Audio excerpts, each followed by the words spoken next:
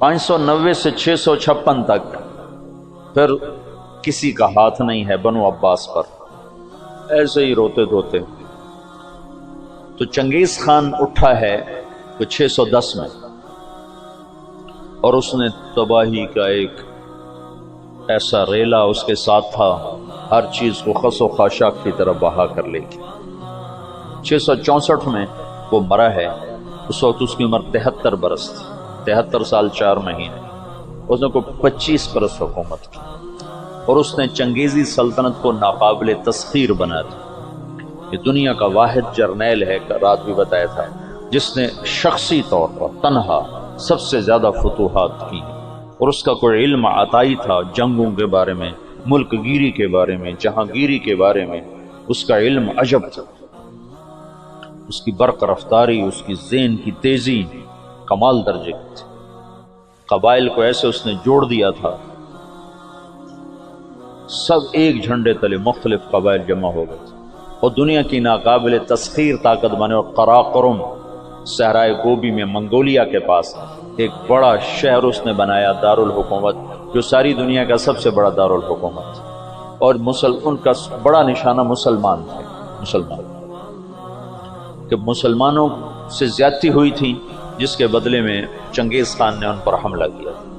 چنگیز خان کے مرنے پر اس کی سلطنت، اس کے 4 بیٹے تھے۔ بڑا جوجی تھا، جوجی کے بارے میں اسے شک تھا کہ یہ میرا بیٹا نہیں، کہ اس کی جب یہ چھوٹا سردار تھا تو اس نے بڑی شکستیں کھائیں، حتیٰ کہ اس کی بیوی اغوا ہو گئی۔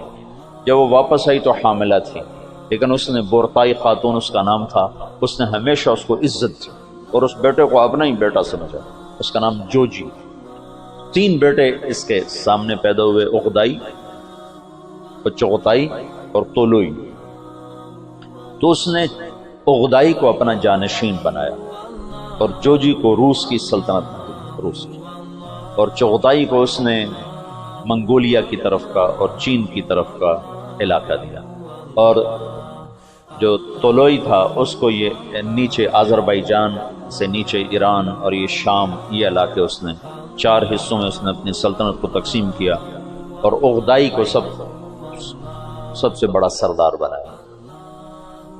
اغدائی کے دور میں فتوحات کا رخ مسلمانوں سے ہٹ کے یورپ کی طرف چلا گیا، تو ان کا ایک سالار تھا سوبدائی بہادر، سوبدائی، وہ پولینڈ تک پہنچا، پولینڈ تک، لیکن اس میں کوئی ایسی سلطنتیں تھیں نہیں، ایسی چرواہے سے بیچارے غریب لوگ، تو وہ پولینڈ تک اس نے چنگیزی سلطنت کو پھیلا دیا۔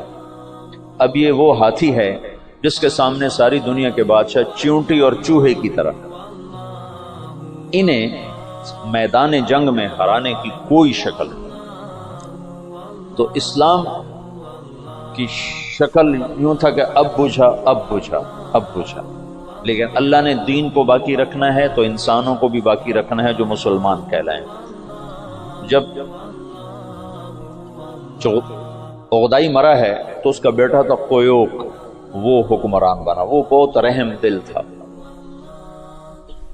اس نے جنگیں روک دیں اور مسلمانوں کو اپنی سلطنت میں شامل کیا، تو اس کی وجہ سے ساری تاتاری سلطنتوں میں مسلمانوں کے بارے میں نرم گوشہ پیدا ہو۔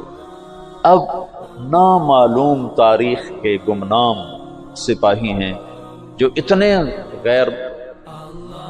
غیر معلوم ہیں، اتنے نامعلوم ہیں کہ کسی تاریخ میں ان کا نام تک درج نہیں، ان کی جگہ درج نہیں، جنہوں نے تاتاریوں کو دعوت دینا شروع کی۔ خونخوار قوم ہے، اور تاتاری غریب مسلمانوں کی دعوت سے اسلام قبول کرنا شروع ہو گیا۔ یہ تاریخ کا حیرت ناک واقعہ ہے۔ غیر مسلم مورخین بھی اور مسلم مورخین بھی جب یہاں پہنچتے ہیں تو وہ حیران ہوتے ہیں کہ کیسے ایک فاتح قوم نے مفتوح قوم کا مذہب کیسے قبول کر لیا۔ ہندوستان میں کوئی عیسائی نہیں تھا، آج کروڑوں ہیں، کہاں سے آئے؟ انگریزوں نے دعوت۔ اندلس سے سارے مسلمان مٹ گئے، سب عیسائی ہو گئے، کیسے؟ طاقت عیسائیوں کے ہاتھ میں تھی۔ تو یہ ایک عجب واقعہ ہو رہا ہے کہ طاقت جن کے ہاتھ میں ہے وہ اسلام کے سب سے بڑے دشمن ہیں، اور اسلام اور مسلمان ان کے لیے سب سے مبغوض چیز ہے، اور پھر وہ انہی کا کلمہ پڑھتے جا رہے ہیں۔ یہ 7ویں صدی میں ہو چکا ہے۔ آج کا چنگیز کسی اور شکل میں ہے، کسی اور نام کے ساتھ ہے، آج کا ہلاکو کسی اور شکل میں ہے، کسی اور نام کے ساتھ ہے، لیکن آج بھی وہی ہوگا جو 7ویں صدی میں ہو چکا ہے۔ ہم ان کو سیاسی میدان میں، جنگی میدان میں شکست نہیں دے سکتے۔ تو وہ سائنس ٹیکنالوجی میں وہاں پہنچ چکے ہیں جہاں ہم اور جنم لے کر بھی نہیں پہنچ سکتے، لیکن ایک راستہ ہمارے پاس پڑا ہے، ہم ان کو دعوت دیں۔ اس وقت فرانس میں اوسط 5 سے 6 گورے روزانہ مسلمان ہو رہے ہیں، اوسطاً 5 سے 6 گورے روزانہ مسلمان، اور فرانس یورپ میں سب سے زیادہ اسلام قبول کرنے والا ملک بن چکا ہے، اور اس کے بعد اٹلی سب سے زیادہ تیزی کے ساتھ اسلام میں آ رہا ہے، اور پوری دنیا میں امریکہ میں سب سے زیادہ اسلام پھیل رہا ہے۔ دعوت ایسی چیز ہے جو چیونٹی سے ہاتھی کو مروا دیتی۔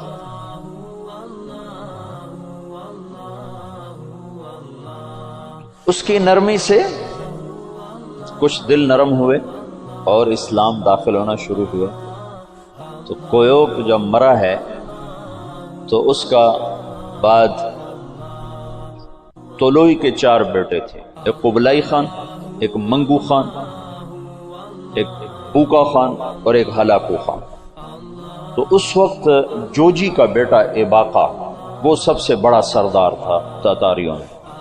تو انہوں نے مشورہ کیا کہ اب ہم کس کو اپنا خاقان بنائیں، تو ایباقا نے منگو خان کے بارے میں کہا کہ اس کو اپنا خاقان بناؤ۔ منگو اسلام دشمن تھا، اس کے دور میں بغداد تباہ ہوا ہے۔ جب بغداد پہ حملے کا لشکر نکلا ہے تو یہ جو مسلمان دائی تھے یہ جوجی کی نسل میں اپنا کام دکھا چکے تھے، اور جوجی کا پوتا برکا خان مسلمان ہو گیا۔ ان کی دعوت پر ایک وزیر مسلمان ہوا۔ وزیر کو جب موقع ملتا برکا خان کو اسلام کے فضائل سناتا، اس کو باتیں بڑی اچھی لگتی، پھر وہ پوچھتا تمہیں یہ باتیں کون بتاتا ہے؟ تو پھر وہ بڑے مناسب طریقے سے کہتا کہ یہ مسلمانوں کا دین ہے، یہ مسلمان بتاتے ہیں۔ پھر اس نے کہا مجھے مسلمانوں کا کوئی وفد ملاؤ۔ پھر ایک وفد اس سے ملا، انہوں نے اسلام کی دعوت دی، اسلام کے بنیادی اصول بتائے، تو برکا خان مسلمان ہوا۔ روس آج بھی دنیا کی سب سے بڑی سلطنت ہے، اس وقت بھی روس بہت بڑی سلطنت تھا۔ تو جتنا روسی مغل تھا اور چنگیزی تھا وہ برکا خان کی برکت سے سارے کا سارا مسلمان ہو گیا۔ کوئی تلوار نہیں۔ ہلاکو جس نے بغداد کو تہ تیغ کر کے رکھ دیا، 15 لاکھ آدمی ذبح کر دیا۔ 658 میں پھر اس نے مصر پہ چڑھے، اس دوران حلب، شام، دمشق کو اس نے اینٹ سے اینٹ بجا دیا۔ پھر 658 میں وہ دمشق مصر کی طرف حملہ آور ہوا۔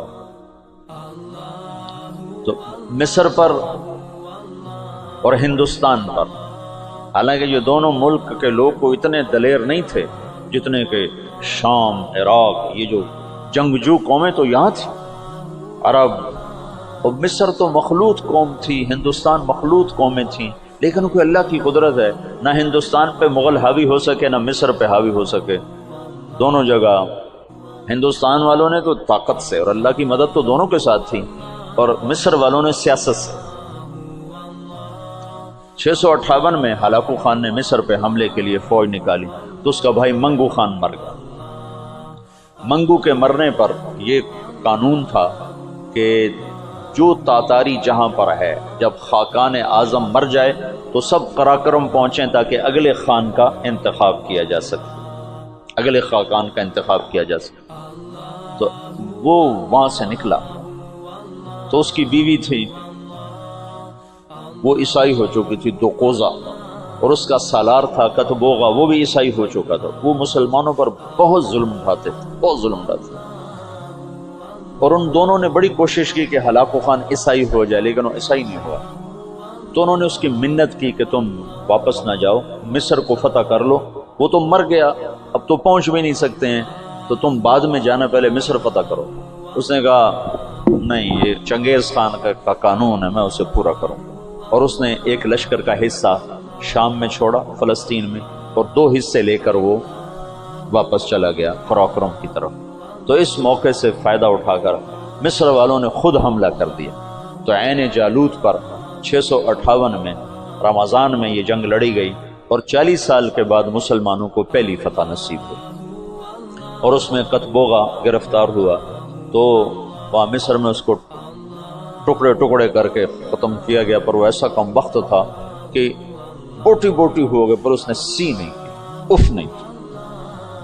انہوں نے کہا کیا تاتاری عورتوں نے بچے جننے بند کر دیے جو میرا کوئی بدلہ نہ لے گا؟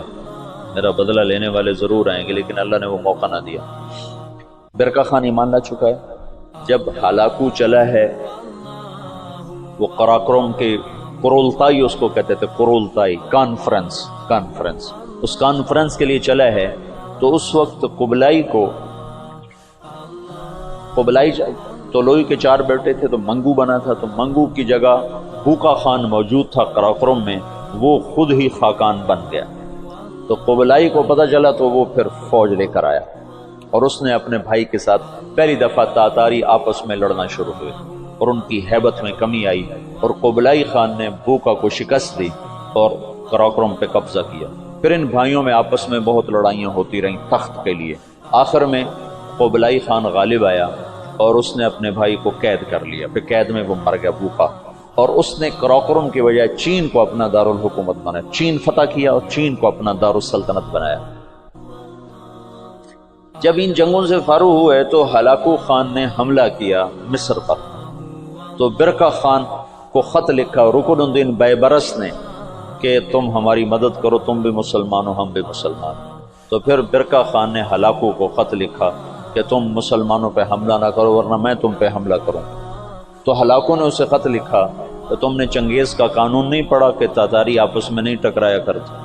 تو اس نے اس کو جواب دیا کہ وہ بھی کافر تھا، تو بھی کافر ہے، تو حملہ کرے گا میں تیرے اوپر حملہ کروں۔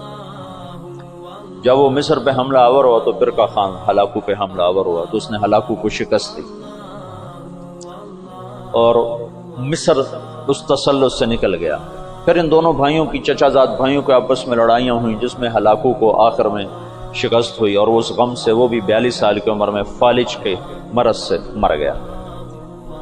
اس کا پوتا ہلاکو کا پوتا نکودار اس کا نام تھا، پہلے وہ عیسائی ہوا، عیسائی، اور اس نے اپنا نام نکودار رکھا۔ یہ نکودار خاقانی نام نہیں ہے، لیکن بعد میں اللہ نے اس کو اسلام کی دولت دی تو مسلمان ہو کر اس نے نام احمد خان رکھا۔ ہلاکو کی نسل میں اسلام داخل ہو، کوئی تلوار نہیں چلی۔ کون گمنام تھے جنہوں نے ان کو دعوت دی؟ تبلیغ کی طاقت بتا رہا ہوں۔ یہ جو جوشیلے لوگ ہیں نا تحریکوں، ایک تبلیغ سے کیا ہوگا، صرف تبلیغ سے کیا ہوگا، نری تبلیغ سے کیا ہوگا، نرے بستر اٹھانے سے کیا ہوگا، یہ بتا رہا ہوں کہ نری تبلیغ سے کیا ہوا۔ 7ویں صدی کے چنگیز کلمہ پڑھ گئے، آج کے چنگیز بھی کلمہ پڑھیں گے، زندہ رہو گے تو دیکھو گے